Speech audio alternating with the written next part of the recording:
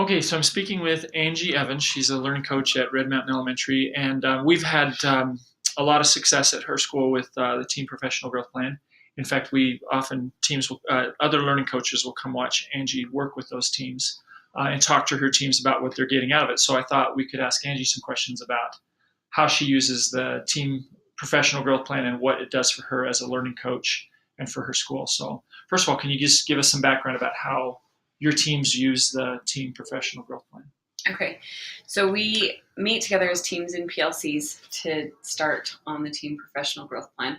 And our district has created a form that we can fill out that helps guide the process a little bit. So it starts out asking what the current reality is in the classroom, what kind of things they wish their students could do better, and what kind of things they might need to do as teachers to help facilitate that in happening. And then we look at the Utah teaching standards and see if we were like perfect at one of those teaching standards, what would our students be able to do better? Would they be able to do this thing that we want them to be able to do? And so they go through and they pick that teaching So they're standard. visualizing what their ideal, their desired reality would be within that specific standard. Mm-hmm. Okay. Yeah, so we usually tell them to pick one. Some of them want to pick two. That's fine. But so that they can really focus in on it. And so they look for that standard. They all come to a consensus on one and talk about why they feel like that will be the best one for them to work on that year.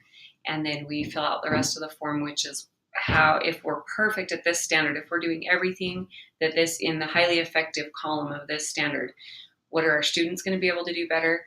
What are we going to be able to do better as teachers? And then what support will we need to be able to make that happen?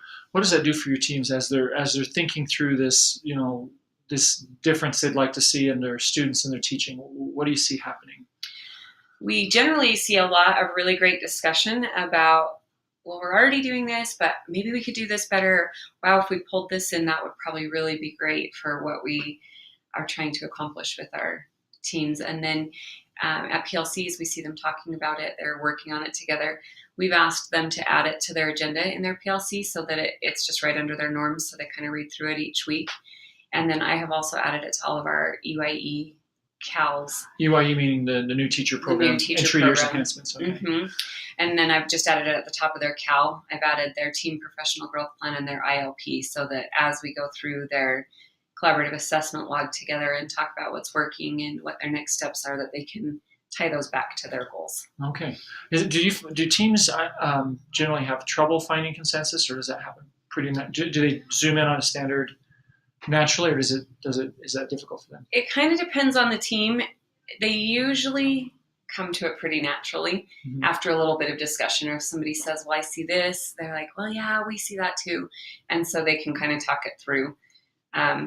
Some teams take a little bit longer to get to consensus than other ones, but we meet for about 45 minutes when we do the Team Professional Growth Plan, and they, in my experience, have all come to consensus in that 45 minutes. So I'm curious, as you're discussing that too, how well do their decision of what they want to focus on, how well does it fit into the school focus or the school priorities that you've established, that your principals established for the school? That's a good question. I think because we're using the Utah teaching standards, that they kind of all fit in with what we've established for the school. But at our beginning of the year meetings, our principal goes through her 3 big ideas that she wants. And so the teachers kind of have that in their minds already, and they know what they're trying to work on within their grade level.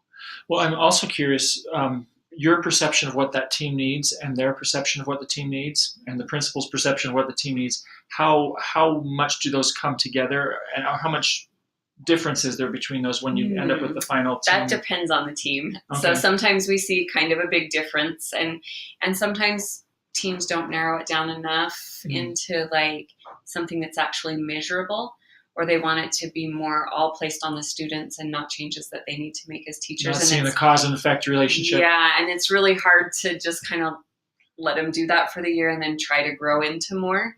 But we found it works best to just do that instead of trying, because if we say, well, you have to, then it's not a Team Professional Growth Plan anymore. It's a hoop that they have to jump through. So you let them grow into it. It's not something that you intercede and say, I'm sorry, this has got to go a different direction.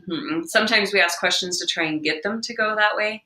But if it seems like they're not, then we just... So tell me, you've done this for 2 or 3 years now? 3 and years. 3 years. And have you seen that evolution to where they grow into a sharper, more focused plan? At most teams, Most we teams. still have one or two that we're working with. What do you do with the teams that don't? We still set the plan. They get in and they look at the UTOT. They still set a goal. They still put the student thing, the part that we're working on. The Utah teaching observation tool. Yes. They still say what students would look like, what teachers would look like. I think the biggest problem, like I said, is when you get to the end and you're saying, what data could I collect to show me?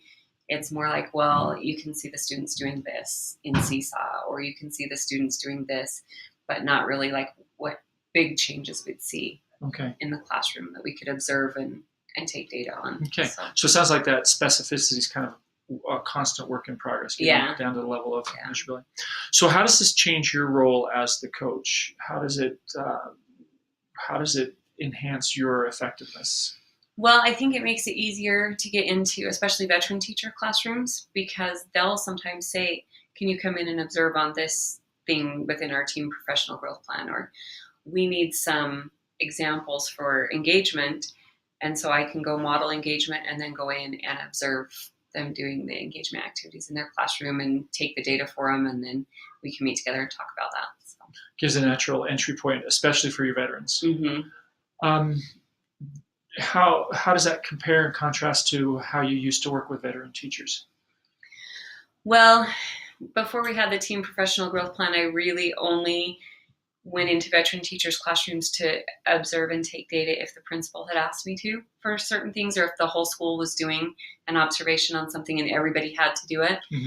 And now it seems like I'm getting more teachers inviting me in to do those things. Interesting. Teacher initiated rather than administrative initiated professional learning. Yeah, for the veteran teachers. The teachers, the new teachers, I'm in there all the time anyway. Because they already have goals. Yes. And so this is giving the veterans a way of doing collaboratively what you're doing one-on-one with the new teachers. Yes. That's awesome. So another question I had is, you're a learning coach. You have you have a principal that you work together very closely with. How has this enhanced your partnership with your principal? With the principal.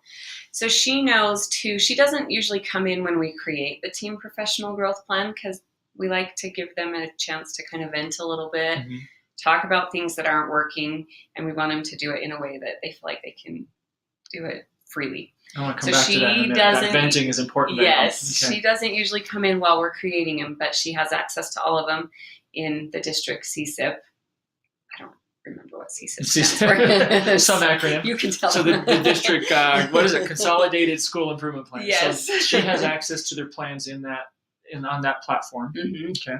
So while they're talking, I'm writing. So I do all the writing so that they don't have to think, they can just talk. I fill it out for them. And then at the end, I kind of paraphrase. So this is what we came up with. Is that what you're thinking? And then we go from there. So the principal can look at those anytime and see what the team professional growth plans are, but also where they're written on their PLC page. Anytime we're in PLCs and they bring it up, it's very easy to bring into their conversation. Like one of our team really wanted to focus on assessment and data this year. And so it's easy to look at that and say, how are we meeting this goal within what you're doing in creating CFAs, in analyzing student work together and those type of things. So she can see what they're working on, what their goals are. So she helps those teams make that connection between their goals and the school goals. So there's that and kind of two-way accountability. Yes. Nice. I cut you off though. You're about to nope, say you're fine. All right. So now as your principal goes in and works with teams and observes them, how much does she take into account that team professional growth plan? I don't know that she does a whole lot unless they bring it up. So when she goes in to do observations, she will pre-conference with them. Like right now, she's been doing all the teachers that have to be that are on the 3-year rotation. Yeah. So she pre-conferenced with them and they talked about what their lesson was going to be. But when she goes in, has to focus on all 10 of those. So if she knows it's part of their goal, then she can write in the notes what she saw that linked it back to their goal. But I don't know that that she goes in specifically to observe on that. She has to look globally at everything they're doing, and then she provides feedback on the specific goal that they might have. Yeah, we try to use that more for like if they're observing each other.